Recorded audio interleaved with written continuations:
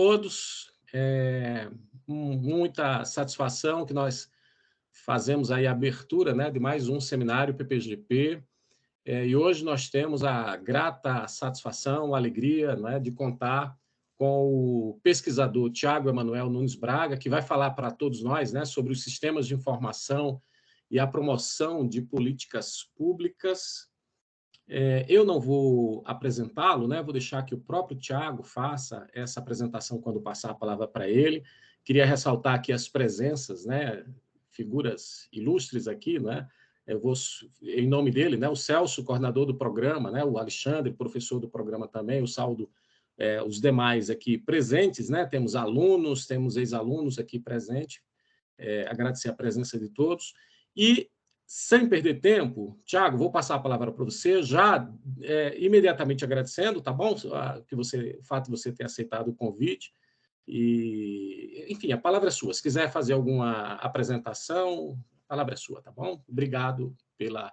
no final eu vou passar a palavra para o Celso, coordenador do programa, viu, Celso? Mantendo a tradição, sempre no final o Celso vai encerrar nossas atividades.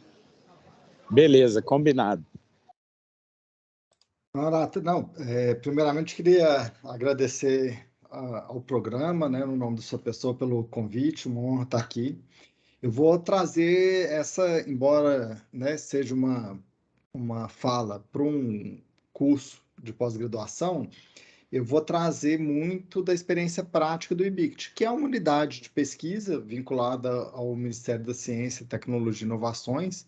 É a única unidade voltada para discutir a área de informação no governo federal, então a gente não tem nenhuma outra unidade de pesquisa que tenha informação como tema principal e que tem desenvolvido várias ações junto com muitas instituições, tanto do âmbito do executivo, do legislativo, do judiciário e também instituições acadêmicas nacionais e internacionais. Vou me apresentar, eu sou inicialmente da área de tecnologia da informação, depois eu migrei para a área de educação, né? Eu fiz meu mestrado fiz meu mestrado na educação tecnológica e depois eu migrei para a área de ciência da informação, que é a minha área de atuação hoje. Eu tive uma vivência de startupeiro, comecei criando algumas empresas com alguns projetos, atuei como docente em algumas universidades, hoje eu sou do programa de pós-graduação em Ciência da Informação do IBICT e estou como coordenador de tecnologia de informação e informática do IBICT. Bom, então vou iniciar a apresentação aqui. Imagino que vocês estão vendo minha tela já. Eu vou deixar o PowerPoint nesse estado mesmo, sem ser de apresentação, que dá para navegar melhor. A ideia da minha fala hoje é uma fala mais curta, mas ela vem trazer um pouco de como os sistemas de informação eles podem promover e apoiar a construção de políticas públicas, né? Nesse entendimento de que a pesquisa científica, ela pode, né, na informação e informática, ela pode ser um insumo para o desenvolvimento do país, se for bem aplicada.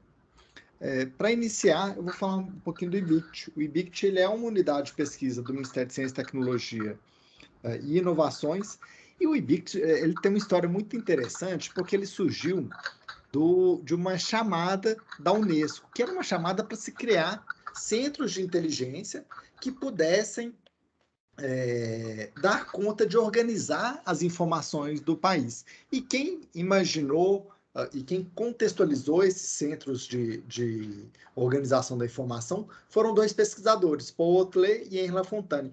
E eles tinham um conceito muito interessante, que eles falavam que o partilhamento da informação e o acesso à informação, eles poderiam eles serviriam para desenvolver os países, né, para que os países pudessem se desenvolver e, com isso, colaborar com a paz mundial. É um momento bom da gente falar sobre isso, porque a informação muitas vezes é vista como um meio, né? Como um recurso, e de fato ele é como se fosse uma matéria-prima intelectual, né? Só que essa matéria-prima ela não é valorizada da forma que deveria ser. E aqui no meio acadêmico, enquanto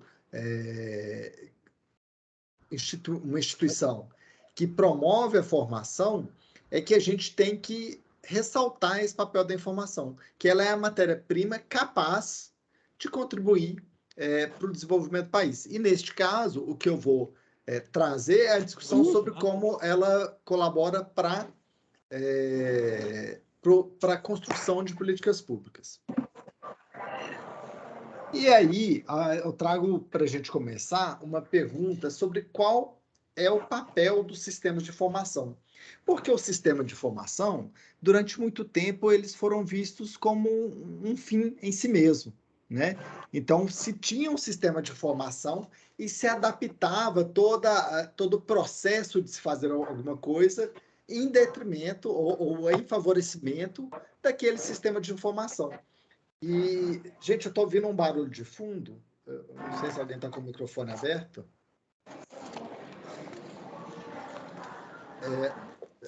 Será que consegue? Eu mutei todo mundo, Thiago. Você precisa desmutar o seu, porque eu mutei todo mundo. Tá bom, obrigado.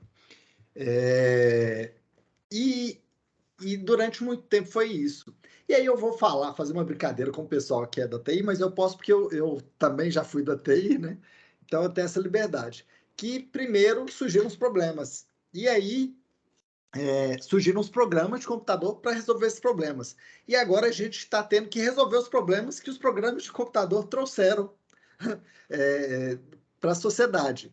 E é uma brincadeira, mas, na verdade, é essa discussão, de fato, de como trabalhar a informação para além da computação. Porque quando se a gente cria programas de computadores, sistemas, aplicativos, websites, dificilmente há um profissional da informação que tenha a informação como meta principal atuando naquele ambiente. Geralmente é um profissional da computação, em que o principal instrumento de trabalho dele não é a informação, são os códigos. E aí a informação fica relegada. Então, outro dia eu estava numa conversa com o pessoal do STJ, eles queriam um apoio do IBICT para fazer uma aplicação de um modelo. Eu vou estar apresentando daqui a pouco, é um modelo de preservação digital. E eles falaram que tinham 260 sistemas diferentes no STJ.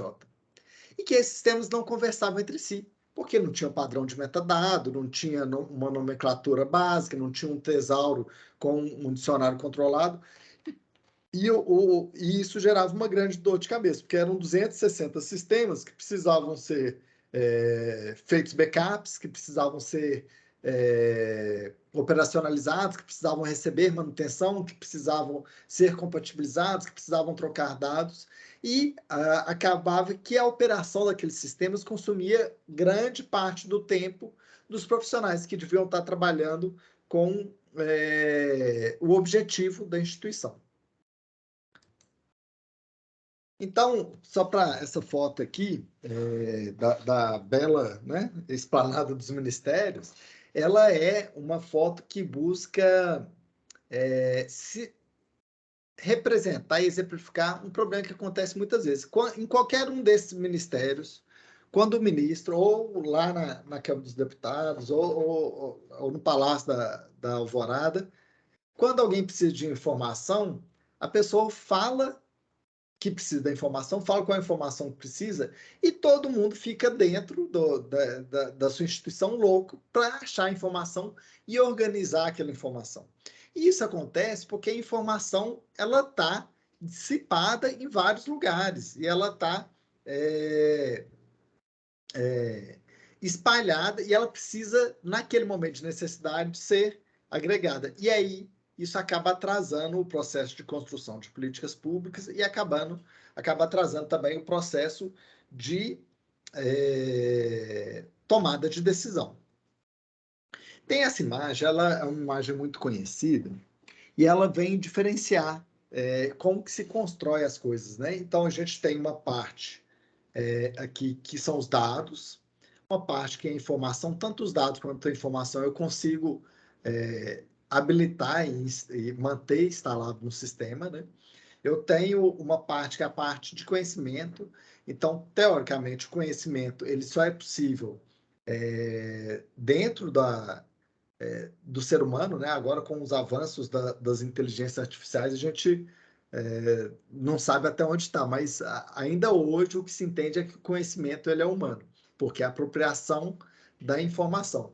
Eu tenho as ideias, então, que é aquele insight que a gente tem quando, tive uma ideia, vou resolver assim. E eu tenho a sabedoria, que é conhecer os caminhos, os melhores caminhos, né? Essa é uma imagem muito interessante, e o que eu venho complementar nessa imagem é que depois a gente tem as ações. Quando a gente está numa situação em que é preciso agir, em que é preciso elaborar uma política pública ou tomar uma decisão que vai afetar as pessoas, e isso é feito por meio de ações. E essas ações, elas voltam para alimentar os dados que a gente tem, para gerar novas informações, para gerar novo conhecimento, para gerar novas ideias, para gerar novas sabedorias, né? Então, é um ciclo da informação, é um ciclo que se autoalimenta e que é construído a partir de uma interação entre o ser humano e os sistemas, os aplicativos que armazenam e que fazem o processamento desses dados e informações. E o que o IBICT tem feito, né? Pensando em toda essa problemática. Ele tem criado infraestruturas para informação científica, para informação tecnológica e para informação governamental, para que esses setores eles possam, de fato, construir os seus melhores caminhos, né? E que possam avançar a partir de uma infraestrutura informacional sólida, que seja condizente com as melhores práticas e que ofereça os subsídios necessários para o desenvolvimento desses setores. Então, eu vou começar falando primeiro das tecnologias que o IBICT tem produzido. Eu acho que eu vou mudar a minha fonte de partilhamento, eu vou fazer uma coisa que não é muito recomendável, mas eu vou partilhar a minha tela inteira, porque eu vou ficar navegando entre o PowerPoint e o browser. Deixa eu só mudar aqui. Então, pode que vocês já estão vendo de novo. Não é recomendável por questão de segurança, né, gente? Sempre que possível, é melhor habilitar só a tela que você vai mostrar mesmo. Então, aqui, eu vou começar falando do monitor Twitter, que é um sistema que a gente desenvolveu. Esse sistema, ele é um sistema de acesso de mapeamento de redes sociais. O que eu faço é mapear qualquer assunto em qualquer rede social e coletando esses assuntos. Eu coleto quem que está falando sobre o quê, com qual periodicidade, onde que a pessoa está. Então, aqui, por exemplo, eu tenho alguns projetos, né, que alguns pesquisadores fizeram. Esse é um sistema que não é aberto para o público, ele só é aberto para pesquisadores, né? Então, eu tenho Rússia versus Ucrânia. Tem alguém que está mapeando todas as discussões de Rússia versus Ucrânia. Começaram a mapear sobre os presidenciáveis. Tem um mapeamento sobre o 7 de setembro, que foi ano passado, sobre o IFAM. Então, eu venho aqui e consigo identificar e mapear todos os tweets. Eu tenho aqui milhares e milhares de tweets, de retweets, pegar um ambiente aqui que tenha muita postagem. Deixa eu mudar aqui para os que tem mais. Demora um pouquinho. Olha, mas são... Eu já mapeei só nesse sistema aqui 29...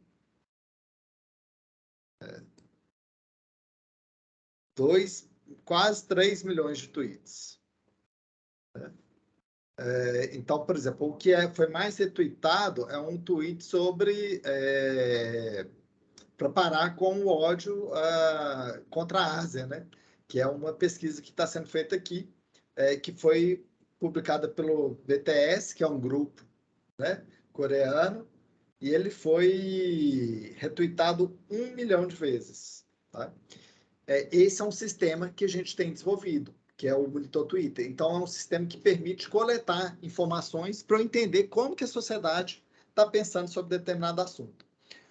A gente tem também o sistema Tainacan. O sistema Tainacan, ele é um sistema de gestão de ativos visuais. Ele foi desenvolvido, inclusive, por um professor da UNB, que é o Dalton. Ele é da Faculdade de Ciência da Informação, em parceria com outros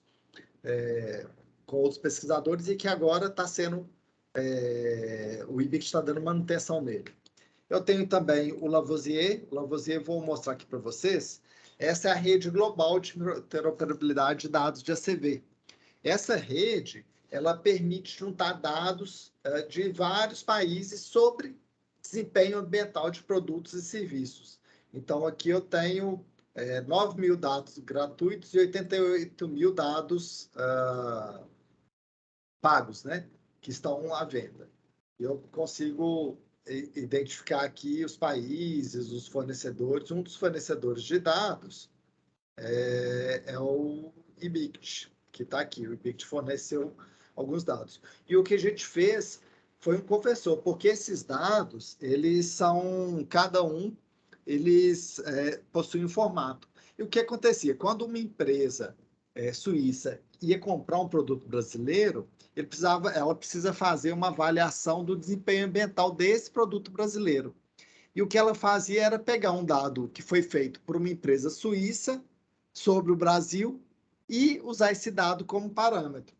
E com o Lavoisier, que é esse produto que a gente desenvolveu, o que eles conseguem pegar o dado brasileiro, converter para o padrão europeu, para o padrão suíço, e utilizar o dado brasileiro, que é o dado primário, né? O dado feito por quem de fato conhece aqui. E isso aumentou muito a competitividade ambiental das empresas brasileiras. Outro sistema que a gente fez é o Hipatia. O Hipatia, ele é um modelo de preservação digital. Esse daqui é o site do Hipatia, e ele é um modelo que permite fazer a preservação digital de processos e de documentos eletrônicos, de maneira a manter a cadeia de custódia. Eu vou dar um exemplo para vocês, que é um exemplo muito simplificado, que é difícil de acontecer, mas que, na teoria, pode acontecer. Imagina que você ganha um processo contra uma pessoa, né? E esse processo tem essa decisão judicial, vai para o banco de dados lá, judicial, e aí daqui a um mês, essa pessoa que perdeu o processo, ela contrata um hacker, para esse hacker invadir o tribunal em que o processo estava e modificar a sentença, em vez de falar que ela perdeu, que ela ganhou, né? Só que a pessoa não vai fazer nada, porque, obviamente, tem os backups de todos os dias, então eu conseguiria restaurar o backup. Só que os backups computacionais, em geral, duram 5 anos. Então, essa pessoa poderia esperar durante 5 anos, né, com aquela informação. Depois de 5 anos e um mês, ela entra com uma ação e fala assim, olha, aquele processo que eu ganhei até hoje, a pessoa não me pagou. Não tem comprovante nenhum que a pessoa não pagou. E até você provar que você tinha ganhado o processo e não perdido, como está tudo digital, é muito difícil. O que o IBICT fez? Construiu um modelo. Esse modelo está sendo usado pelo TJDFT. O Arquivo Nacional, que é a instituição responsável pelo arquivo no Brasil, adotou o modelo. O TJ de Minas Gerais adotou o modelo. E agora a gente está assinando um acordo de cooperação com o Conselho Superior de Justiça do Trabalho, CSJT, para que todos os tribunais de justiça do trabalho do Brasil adotem um modelo. Então, é um modelo que vai permitir a preservação digital e a garantia da memória judicial brasileira. Eventualmente, esse modelo também vai ser utilizado e vai ser expandido para o Poder Executivo, para o Poder Legislativo. Outro software que a gente fez é o Visão. O Visão é um software muito interessante, que ele é um software de visualização de dados. Essa daqui é a carinha do Visão. Eu consigo visualizar qualquer dado em tempo real, dados públicos oficiais, né? Então, aqui, esse é um projeto que a gente fez com o antigo Ministério do Trabalho, E nós fizemos em parceria com a UNB, o professor Honorado participou desse projeto, inclusive, e ele era um projeto de qualificação de pessoas em situação de desemprego, né? E a gente cadastrou para capacitar pessoas no Brasil inteiro. Quando eu coloco aqui os municípios do Brasil, eu vejo que quase todos os municípios brasileiros eles tiveram pessoas participando. Então, vem aqui, por exemplo, Campo Grande, nós capacitamos 3.000 pessoas. Se eu vier aqui, eu morei em Boca do Acre, que é essa cidade aqui, 15 pessoas de Boca do Acre, que é no interior do Amazonas, são 3 dias de barco até Manaus, fizeram um curso lá. E esse sistema, ele permite essa tomada de decisão, e ele permite trazer dados públicos oficiais. Então, por exemplo, se eu quiser trazer os homens com rendimento, ou, aliás, mulheres que possuem rendimento, né, eu posso trazer o dado, ele vai carregar, repare que é um dado super intenso, né? Então, estou trazendo dados dos municípios brasileiros todos. O rendimento anual, o número de mulheres com rendimento em Boca do Acre, por exemplo, que é a cidade, é 5.977 mulheres. É um município muito pequeno, né? E se eu quiser pegar a média de rendimento dessas mulheres de Boca do Acre, só mudar para o município aqui, eu também pego e eu vejo que é de R$565. Então, quando eu for construir uma política pública, por exemplo, de emprego, e que eu queira atuar naquela área, eu posso, por exemplo, focar para mulheres que têm baixo rendimento, porque ela tem poucas mulheres que têm rendimento, e as que têm rendimento têm um rendimento muito pequeno. Nós evoluímos o Visão também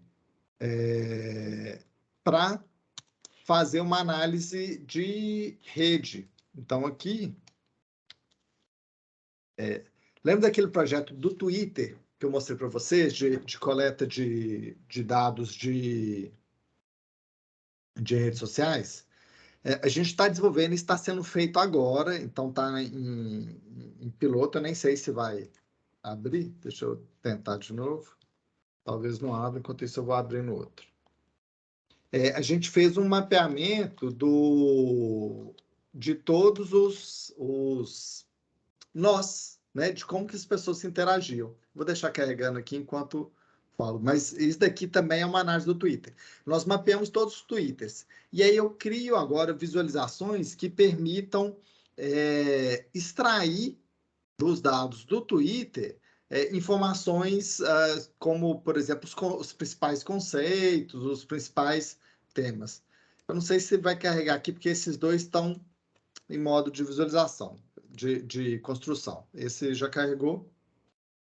É um sistema muito legal, porque ele consegue, por exemplo, vamos supor que você faça entrevistas com a população brasileira. Você consegue pegar essas entrevistas e analisar de uma vez só todo o conteúdo relacionado a elas e entender os principais conceitos. Ele vai carregando aqui, eu vou continuando falando dos outros enquanto ele vai processando, que são, como eles são sistemas em desenvolvimento, eles estão em uma rede muito lenta. E falar do SBRT.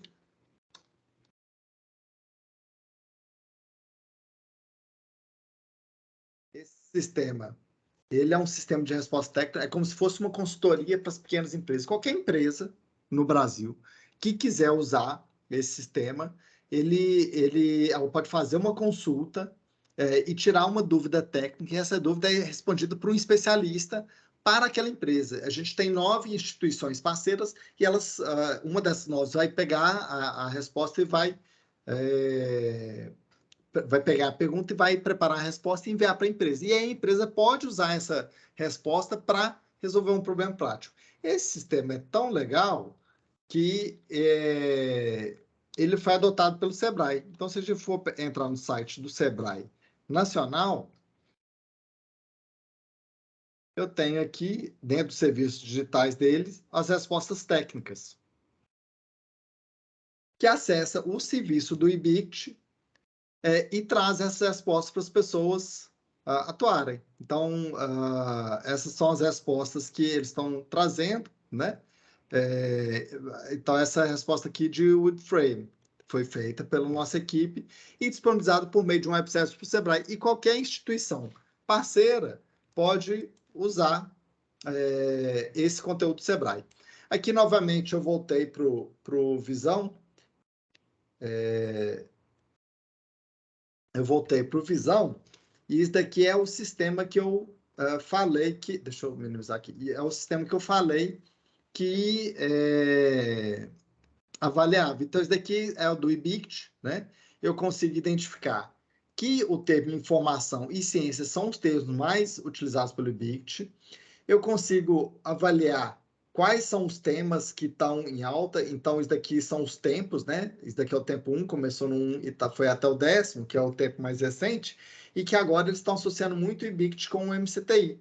E que antigamente não associava. O IBICT faz parte do MCTI. Está em azul aqui, e que, de repente, a partir de um momento, eles começaram a associar com o MCTI.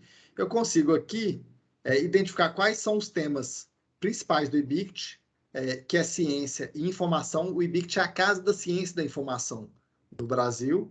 E eu consigo também entender quais são os temas acessórios. Então, eu tenho os temas acessórios que estão em laranja.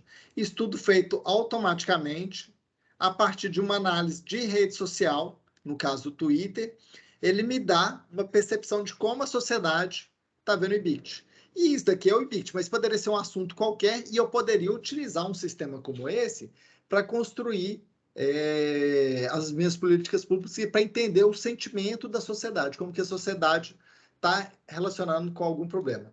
Esse daqui, eu vou ficar devendo para vocês, ele realmente não apareceu. E além dos sistemas próprios, né, que são esses que eu acabei já mostrando, esse daqui é a visualização de rede, que não carregou agora.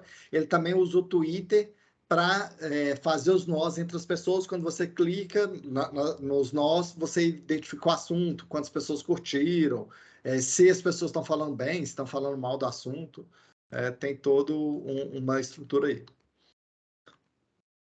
E além dessas tecnologias próprias que o IBICT construiu, a gente tem uma série de outras tecnologias para a gestão da informação que podem ser utilizadas para construir políticas públicas ou para apoiar as políticas públicas. Todas as tecnologias, elas são incorporadas pelo IBICT e elas são oferecidas para as instituições públicas gratuitamente e para as privadas também. Quer dizer, a gente prepara os ambientes e as instituições privadas podem se apropriar desses ambientes e construir suas próprias soluções, né?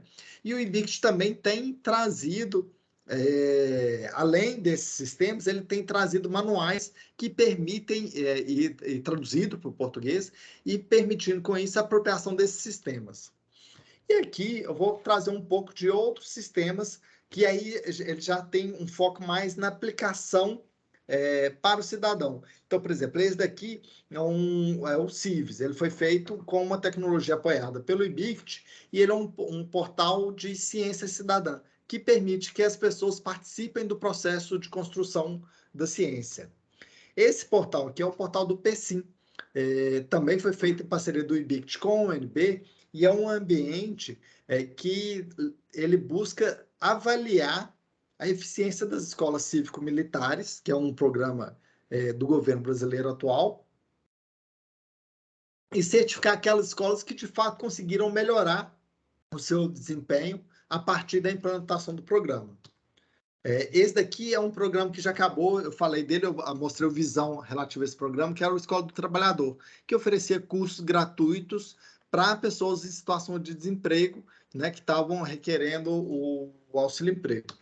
Esse é um projeto super legal que a gente fez, é o Década da Ciência Oceânica, é um projeto que a gente fez, que tem parceria da ONU Meio Ambiente, mas que a gente fez principalmente junto com o Ministério de Ciência, Tecnologia e Inovações, e ele traz toda a discussão sobre a questão do oceano, né? Vocês lembram que em 2019, no início de 2019, teve um vazamento de óleo no litoral brasileiro. Nesse projeto, a gente mapeou onde aconteceram todos os vazamentos e a situação das praias. E isso gerou um sistema de informação que era usado para construir. Só para vocês visualizarem, né? A gente também fez uma visão daquele projeto. Deixa eu ver se ele abre aqui.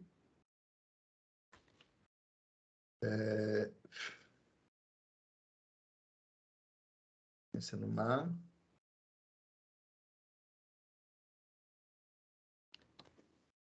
Então, aquele problema do vazamento, vou mostrar para vocês, né?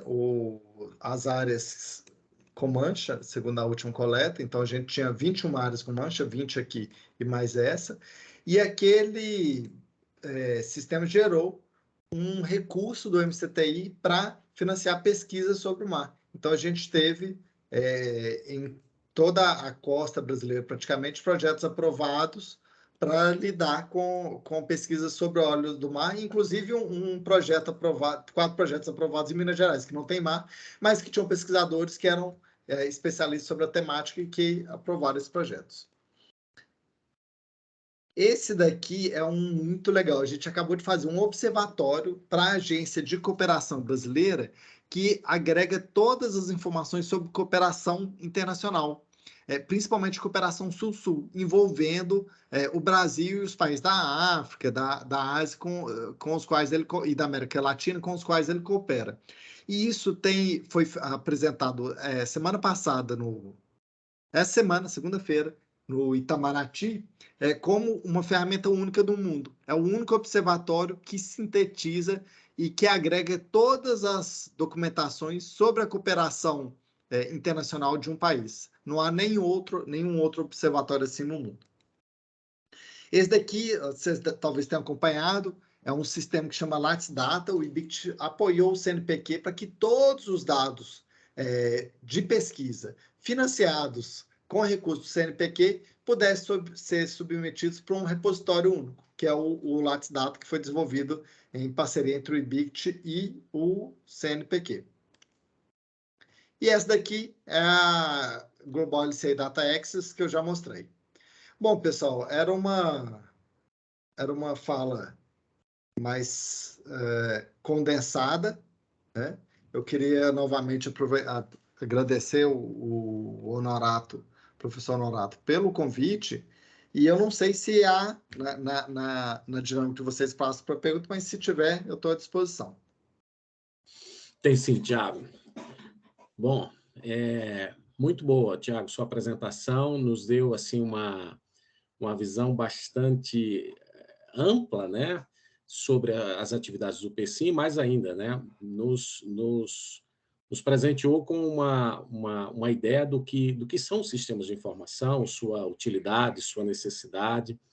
E aí eu vou abrir agora a parte para as perguntas, mas para manter a tradição eu vou fazer a primeira, tá bom? E depois aí dá tempo para o pessoal aí anotar a sua pergunta ou elaborar a sua pergunta. Enquanto eu estiver fazendo a pergunta e até mesmo quando o Tiago estiver respondendo, os presentes podem levantar a sua mãozinha, né? E aí, na sequência, eu passo a palavra para um próximo. Tiago, veja, eu queria perguntar o seguinte, talvez até eu me estenda, né? E eu sempre faço isso, né? A sua apresentação, mas numa perspectiva mais geral, mais ampla, que é o seguinte: como é que você vê, na sua percepção, você que é um estudioso nessa área de informação, de dados, o que o Brasil, como política pública, como atuação governamental, poderia fazer, se é que não faz, ou se é que faz ainda de forma não suficiente, para se apropriar adequadamente desse sistema de informação? Porque a gente vive numa era, né, num momento em que informação tem um altíssimo valor. Isso, informação seria talvez exagero meu dizer que informação é tudo, né? Como retórica a gente poderia usar isso. O Brasil tem feito isso? Onde é que o Brasil tem pecado? O que a gente poderia pensar e compor em políticas públicas para que isso pudesse ser melhor aproveitado?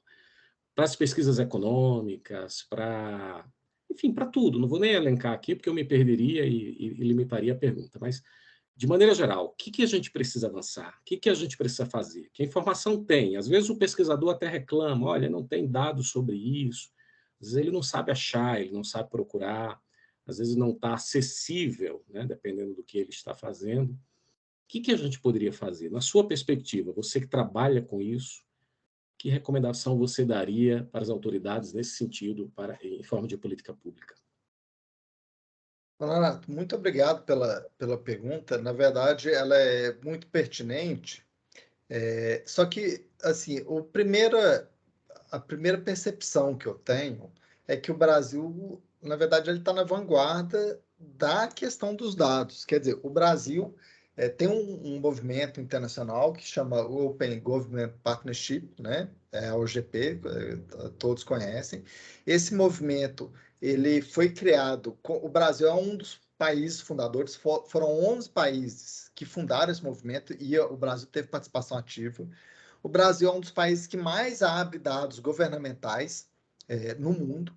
Então, ele tem uma estrutura extremamente robusta. Se qualquer pessoa entrar no dados.gov.br, ele consegue acessar dados de todo o Estado brasileiro, né, em nível federal, estadual e municipal. É mais federal, mas tem alguns estados e municípios que também estão lá. Então, ele tem uma estrutura muito robusta. E isso eu estava falando de dados governamentais. Mas dados de pesquisa também. O Brasil ele tem muitos dados de pesquisa. É verdade que ele demorou um pouco a lidar com essas infraestruturas de pesquisa. Então, quer dizer, a gente está em 2022 e só agora o CNPq lançou a sua plataforma de dados, né? Antes a gente usava plataformas internacionais. Mas eu acho que o problema do Brasil ele não está na disponibilidade de dados, ele está na capacidade de processamento. E aí tem uma discussão sobre a divisão geográfica da ciência, né? Então, cabem a nós do Sul, né, do Hemisfério Sul, coletar os dados, fazer o trabalho de formiguinha, mas as grandes publicações, os grandes papers que recebem, né, as grandes métodos e teorias, eles ficam com o pessoal do norte, né, dos Estados Unidos, Europa, Ásia. E essa divisão desproporcional de como se faz a ciência, ela se reflete também para os aspectos econômicos, para os movimentos tecnológicos. Então, assim, o que a gente precisa tomar muito cuidado e discutir muito não é na pesquisa de base. O Brasil ele é um dos países que mais publica artigos no mundo, né?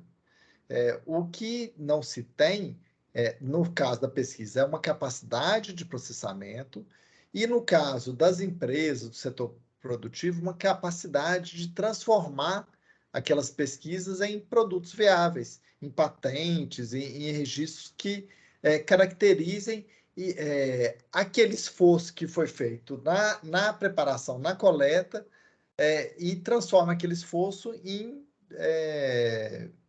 dividendos, né, para as instituições, não só dividendos financeiros, né, dividendos são financeiros, mas que transformem em resultados financeiros, sociais, conceituais para as instituições. Eu acho que esse é o grande problema, na verdade. Maravilha.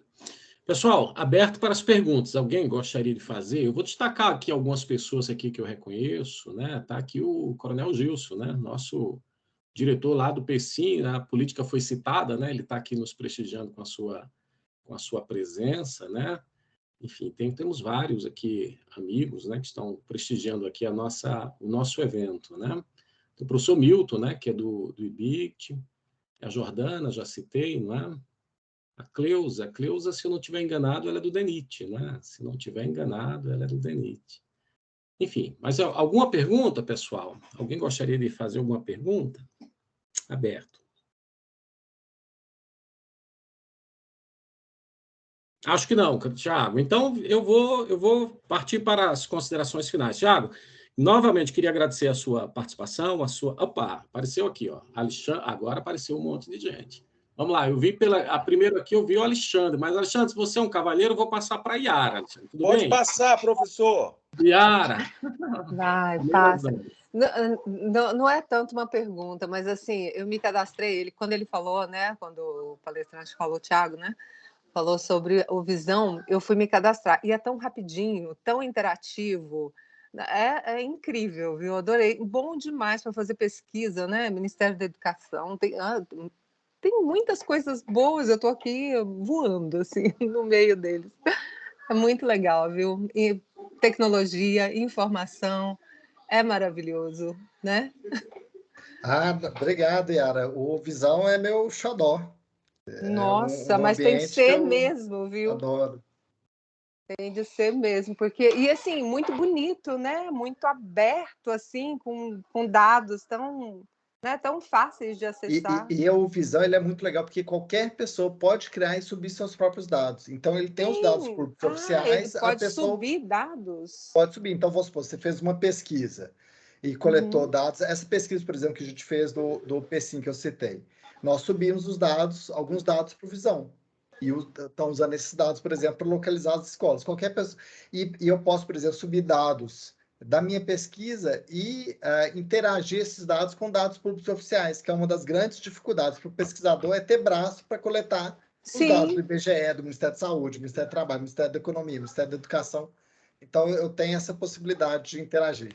Eu estou vendo aqui do Distrito Federal, número de habitantes, ensino fundamental completo. Tem vários dados muito interessantes para fazer pesquisa e tudo. Parabéns, muito bom. Pessoal, deixa eu fazer uma correção. A Yara não tinha ligado a câmera, eu disse que ela era ex-aluna, porque eu confundi com uma ex-aluna. Ela é nossa aluna. A aluna, estou aqui porque nós temos uma Yara ex-aluna, com uma dissertação. Isso, exato. Eu confundi com a Yara, que era nossa ex-aluna do FNDES. Não. Que ótimo, Yara, que você ligou a câmera, agora eu estou vendo que a Yara atual, não a que passou por nós. Isso. Pessoal, tem outras mãozinhas levantadas. Vou passar a palavra, então, ao Alexandre. Por favor, Alexandre. Opa! Primeiro, agradecer o Thiago pela a apresentação e parabenizar aí o professor Norato aí pela organização. Né? Temos aí um coro considerável, aí, mais de 20 pessoas aí acompanhando a apresentação do Thiago. Thiago, a minha pergunta para você é até de um trabalho da minha orientada, que certamente o professor Norato conhece, a Núbia. Ela está trabalhando com a questão da LGPD, né, que é essa nova lei de gestão de dados, né, de proteção de dados. Eu queria escutar um pouco você sobre como isso aí, se isso aí de alguma forma influenciou o seu trabalho, qual sua visão aí sobre essa nova lei, né, que foi aprovada agora em 2019, que entra nesse trade-off, né, da disponibilidade do dado, mas também, por outro lado, a privacidade do dado, né, se isso de alguma forma aí tem limitado o seu trabalho. Eu digo isso para você porque isso nós enfrentamos dentro da própria universidade. Eu costumo falar que coletar dados de alunos dentro da universidade é quase impossível, você não tem acesso a esses dados, porque se for aluno ainda em vulnerabilidade social, qualquer estudo que você vai fazer com alguns grupos de aluno, então você não consegue esses dados de jeito nenhum. Então, eu gostaria de escutar um pouco aí de você sobre essas barreiras aí, sobre essa nova legislação aí, de alguma forma isso aí tem interferido aí no teu trabalho. Obrigado aí, Honorato. Muito obrigado pela pergunta, Alexandre. O Brasil, como eu disse, assim, ele é vanguardista na abertura de dados. Inclusive, ele tem uma legislação que é a LAI, né? Lei de Acesso à Informação, que fala que o dado, por padrão, ele é aberto e o caso específico é que você fecha. Mas todo dado público, ele é público e ele deve ser público. O que acontece com a LGPD é que ela vem proteger o cidadão que enfim, estava tendo seus dados expostos. E muitas instituições acabaram usando a LGPD para fechar os dados que deveriam ser públicos, né? Em vez de ter um trabalho de anonimizar o indivíduo, de forma que eu não possa identificá-lo pessoalmente, eles simplesmente fecham o dado. Mas tem uma questão, Alexandre. Na LGPD tem poucas exceções. mas uma das exceções é a utilização de dados para pesquisa. Então, se você está fazendo uma pesquisa e você aplica essa pesquisa no comitê de ética, você consegue usar esses dados. A pessoa não consegue utilizar esse GPD como desculpa, né? Então, Isso só que dá um trabalho a mais, né? Desculpa, e só alcança os dados sensíveis, não é, professor? Sim, é só os dados que permitem identificar o indivíduo. Sim. Mas é muito fácil fazer a anonimização. Isso. É porque as instituições não querem ter o trabalho de fazer, né? É bem mais fácil você falar que tem dados sensíveis que não tem como disponibilizar, mas um pouquinho de trabalho é possível, mas mesmo com dados sensíveis, se for para pesquisa, para pesquisa, política pública, sim, né? sim. Tudo é permitido. Valeu, obrigado aí, Gilson. Tiago. Valeu, Alexandre. Obrigado pela pergunta. E vou passar para o próximo, Coronel Gilson. Coronel Gilson é diretor do PECIM, não é? Uma política pública importante que estamos aí tentando colaborar, né, com essa política. Eu, Tiago, aí tem o Celso também, né? Coronel, a palavra é sua, Coronel. Boa noite, Tiago. Boa noite, Honorato. É um prazer estar com vocês aqui nessa apresentação. E mais feliz ainda de ver que o PECIM já está já está aparecendo aí nos seus slides, Tiago. Isso me enche de satisfação. Você falou 2 pontos aí na sua apresentação, que foi, primeiro, a grande quantidade de artigos, né, que o Brasil produz anualmente, e você falou ao mesmo tempo que o IBICT, ele, na verdade, é um grande repositório de ciência e de informação, de dados, né? Eu pergunto a você, a gente sempre teve como referência que os principais dados brasileiros, eles estão depositados no próprio IBGE. É claro que tem outras fontes também, mas o IBGE se tornou uma referência nesse sentido.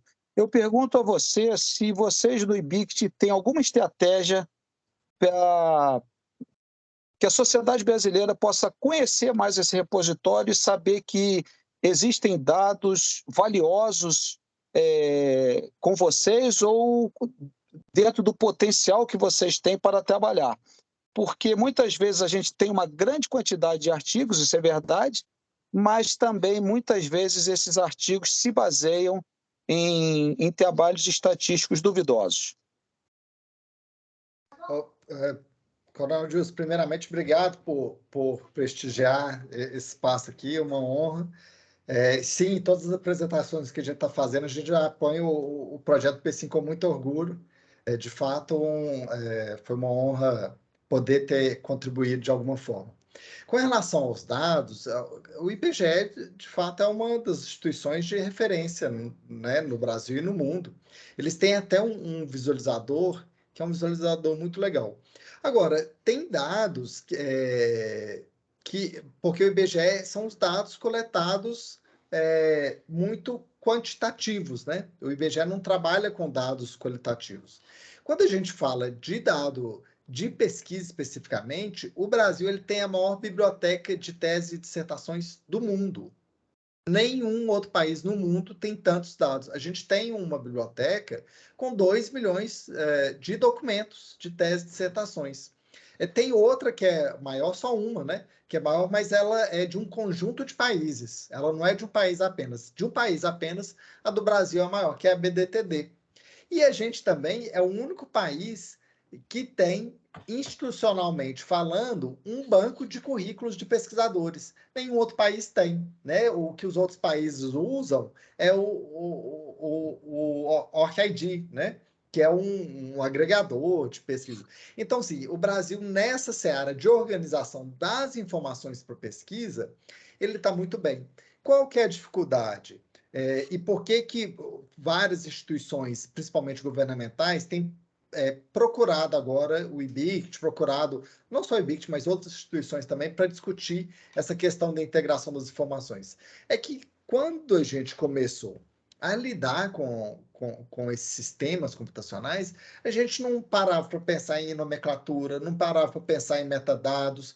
O que é o metadado? É a informação que vai me permitir encontrar o dado que eu quero. né? Então, os dados, banco de dados, quem é da área de TI sabia que o banco de dados lá tinha, em vez de estar escrito nome, estava escrito N, em vez de estar idade ou data de nascimento, estava escrito só data. E isso não te dá subsídios para fazer uma construção mais complexa.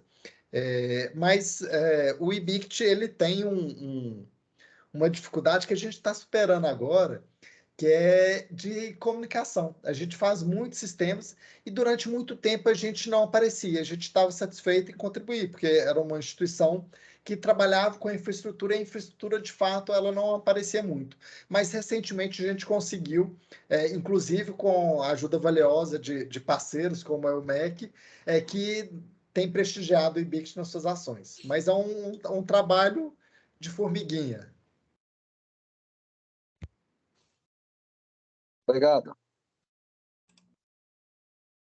Muito bem, vou passar para o próximo então, tá ok, pessoal? Vou passar para a Andréia. Andréia Fleury, por favor, Andréia. Oi, boa noite para todos. Oi, Tiago, tudo bem com vocês?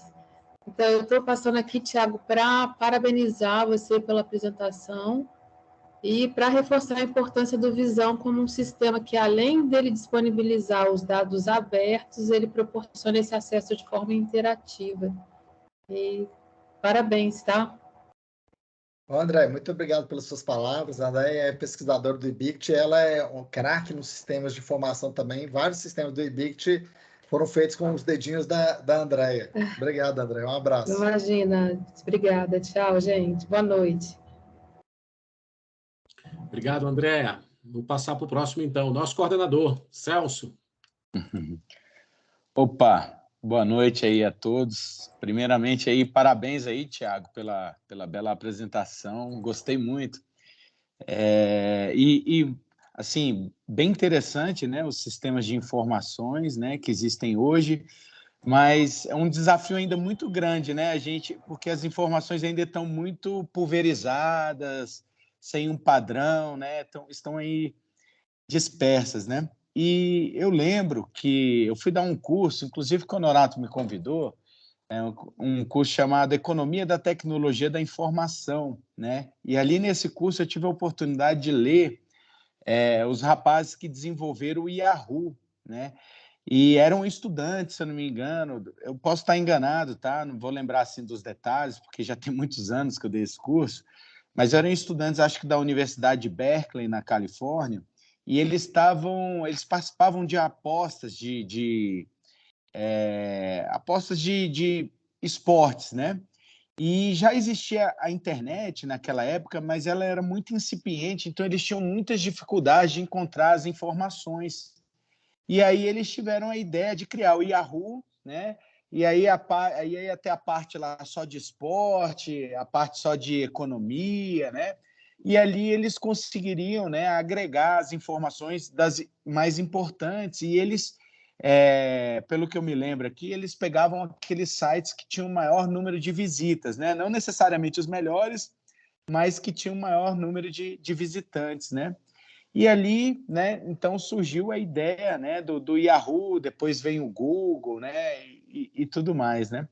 Então, eu não sei, né, até que ponto que isso poderia inspirar ou ajudar a colaborar, né, de repente, um site único, né, onde você poderia ir lá e, eu quero informações sobre educação, né? Aí você ia lá e você achava ali as principais referências, bases de dados que tivessem informações sobre educação. Mas, enfim, né? Era esse comentário. Nós temos o Google da ciência, chama oasis.ibict.br. Se você entrar nesse site, você vai achar toda... porque ele não é mundial, né? Mas você vai achar toda a publicação brasileira, tese, dissertação, artigo de revista, apresentações, tudo. oasis.ibict.br. E o IBICT está trabalhando agora num ambiente que chama CRIS, que ele vai agregar, além dessas informações de conteúdo, ele vai agregar os dados, ele vai agregar as informações de financiamento, ele vai agregar as informações de pesquisadores. Então, esse projeto BR-CRIS, que chama, ele está juntando o CNPq, a CAPES e o IBICT, e essas três instituições, junto com outras agentes de fomento, junto com outras instituições, elas vão disponibilizar um ambiente único para que você encontre tudo relacionado à pesquisa brasileira. Está em construção, vai demorar um pouquinho, mas vai ficar bem legal. Excelente, legal. Parabéns aí. Obrigado, Thiago. Valeu. Obrigado Tá com você, Celso. Honorato. Valeu. Pessoal, mais alguma pergunta? Se não, eu vou encaminhar para o nosso encerramento. Vou dar um tempinho para alguém mais se manifestar, caso queira. Bom, não havendo. Thiago, mais uma vez, obrigado pela sua colaboração, obrigado por atender o nosso pedido. Nos ajuda, né? Essa informação, esse bate-papo, essa apresentação não fica restrita aqui, pessoal. Nós temos o canal do Programa de Gestão Pública no YouTube, né? Então as pessoas vão assistir, vai ter muitas visualizações certamente dos nossos alunos, dos nossos colaboradores. Afinal de contas, hoje é sexta-feira, né? Só estão aqui os fortes, né? Que conseguiram ficar aqui presentes na sexta-feira para assistir a palestra. Então, queria agradecer mais uma vez. Eu quero, antes de passar a palavra ao Celso, coordenador do nosso programa, eu queria enviar aqui, viu, Thiago, um gesto, né, aqui pelo chat, não sei se você tem acesso, mas a declaração de participação, tá bom, pessoal? E também, vou pedir licença a todos aí para compartilhar aqui fazer aqui uma pequena apresentação desse documento aqui, que vocês devem estar vendo na tela de vocês, né? Quem desejar, pessoal, na verdade tem certificado, mas a palavra não está adequada, é uma declaração de participação. Eu peço que vocês enviem um e-mail, tá bom? Para mim mesmo, pessoal, luisnorato@unb.br, e nós teremos a grata satisfação de lhe enviar uma declaração de participação do evento, tá bom? Bom, para encerrar, vou passar a palavra ao Celso, que vai poder dar aí os avisos aos alunos, falar do PPGP, e pode, na sequência, já encerrar, tá bom, Celso? Obrigado a todos. Beleza. Mais uma vez, Thiago, em nome aí do nosso programa, né, agradecer, né, a sua disponibilidade, a bela apresentação, né, apresentação bem interessante. Esse link aí do Oasis, né, realmente eu não sabia, eu vou pesquisar, vou compartilhar aí com os professores e alunos, né, do programa, e também vou fazer o uso, né, porque a gente faz pesquisa, muito importante ter esse tipo de informação. Agradecer o Luiz Honorato, né, pela escolha do tema, pelo palestrante, né, e pela organização aí dos seminários do programa. Agradecer aí a presença, né, ilustre aí de várias pessoas, né, em especial aí o Coronel Gilson, né, que está aí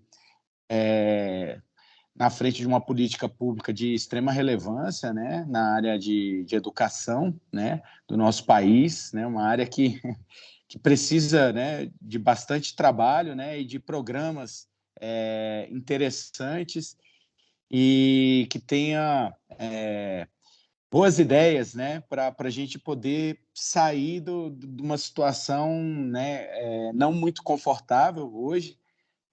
E então agradecer, né, a presença dele, do professor Alexandre, que está aí sexta-feira à noite, né, não teve nem tempo de fazer a barba para poder vir aí o seminário, a Jordana, né, e os demais aí que eu não estou visualizando, que eu estou pelo celular. Se o Coronel Gilson quiser dar uma palavra aí, tá com a palavra, Coronel. Ok, Celso, obrigado, prazer falar contigo também. O que eu posso dizer do evento é que eu acho que ele, e do IBICT, né, é que eu acho que existe eu provei isso, eu provei desse prato pessoalmente dentro da condução dessa política pública que eu tenho sob responsabilidade, e eu vi muita qualidade de trabalho, muita competência técnica de todos vocês, do pessoal do IBICT também, aí todos, né, que a apresentação hoje é deles. Então, o que eu posso dizer é o seguinte, é que se alguém que está assistindo está na dúvida, se aproxime deles, porque eles têm muito a oferecer, e eu acho que é um instituto novo, né, de certa forma, né, bem mais novo do que outros, e que eu acho que tem muito a oferecer dentro desse setor da gestão pública, na construção da política pública, na avaliação, no monitoramento, enfim, no trabalho de dados que se necessita chegar às mãos dos tomadores de decisão. Então, eu acho que esse é o que a gente precisa para que a gente tenha políticas públicas robustas, para que a gente tenha uma gestão pública de fato eficiente, é que essas tomadas de decisões sejam feitas, realizadas com base em dados estatísticos e não com base em percepções pessoais ou em conduções pessoais, seja pelo motivo que for. E eu tenho certeza, porque eu provei isso, que o IBICT é um desses institutos que tem muito a oferecer nesse setor. Então, obrigado, Celso, Tiago, Honorato, Jordânia também que está aí. Um abraço a todos. Obrigado pelas palavras, Gilson. Eu que agradeço pelas palavras aí. Então é isso, Honorato. Pode fechar aí o boteco. Tá joia.